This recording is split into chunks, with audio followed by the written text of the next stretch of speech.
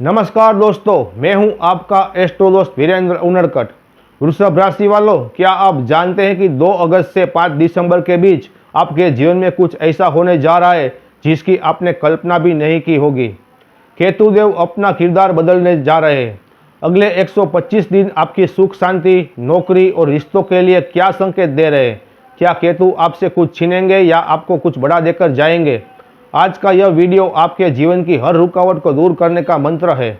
अगर आप जानना चाहते हैं कि 3 अक्टूबर के बाद आपकी किस्मत कैसे पलटेगी तो इस वीडियो को अंत तक देखिएगा, क्योंकि बिन मांगे हीरा मिले और मांगे न मिले भिख, यही केतु का असली रहस्य है। 2 अगस्त से केतु मघा नक्षत्र के दूसरे चरण में प्रवेश कर चुके हैं, जो शुक्र का चरण है। वृषभ राशि के लिए केतु अभी चौथे भाव में गोचर कर रहे हैं। यहाँ एक अद्भुत कॉम्बिनेशन बन रहा है 4-1-6 का।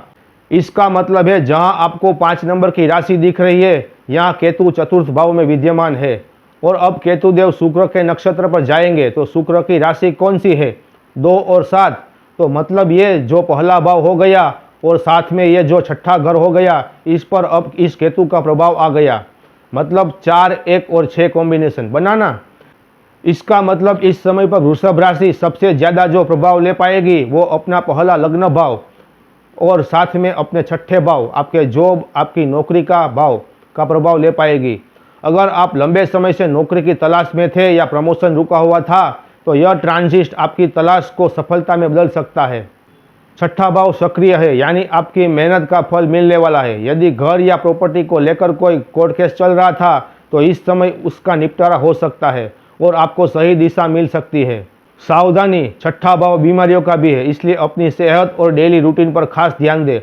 अब एक बहुत गहरी बात, कई ज्योतिषी कहेंगे कि केतु डिटैचमेंट, अलगाव का ग्रह है और शुक्र पैसा है, तो क्या केतु पैसा छीन लेगा?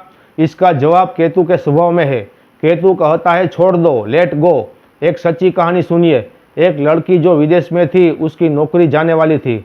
उसने सब कुछ केतु के भरोसे छोड़ दिया और अपना 100% दिया।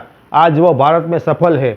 याद रखिए, आप जितना मोह माया में फंसेंगे, केतु उतना परेशान करेगा। अगर इंटरव्यू में रिजेक्शन मिला या कोई काम न बने तो उदास मत होइए। केतु आपको सिखा रहा है कि जाने दो, तभी वह आपको उससे बेहतर कुछ देगा। 3 अक्टूबर से खेल फिर बदलेगा।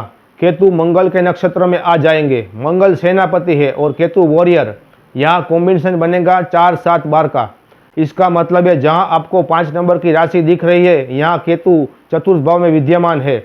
और अब केतुदेव मंगल के नक्षत्र पर जाएंगे तो मंगल की राशि कौन सी है? 1 और 8। तो मतलब ये जो 7वां भाव हो गया और साथ में ये जो 12वां भाव, इस पर अब इस केतु का प्रभाव आ गया। मतलब 4-7 और 12 कॉम्बिनेशन बना। इसका मतलब इस समय पर वृषभ राशि सबसे ज़्यादा जो प्रभाव ले पाएगी वो 7वां भाव, दाम्पत्य जीवन का भाव, और साथ में अपने 12वें भाव, डिस्टेंस या दूरी का भाव का प्रभाव ले पाएगी। जो लोग अविवाहित हैं उनके लिए यह एक अनुकूल समय है। आपको एक सही जीवन साथी मिल सकता है। 7वां भाव व्यापार का है और 12वां विदेश का। अगर आप अपना बिजनेस विदेश ले जाना चाहते हैं या ट्रांसफ़र का इंतजार कर रहे थे तो केतु यह मुमकिन कर देंगे। अपने ग्राहकों को संतुष्ट करने के लिए 100% दे, लेकिन यदि कोई डील फाइनल न हो तो उसे लेकर मानसिक शांति न खोइए। जितना आप लेट गो की प्रवृत्ति अपनाएंगे, बिजनेस उतना बढ़ेगा।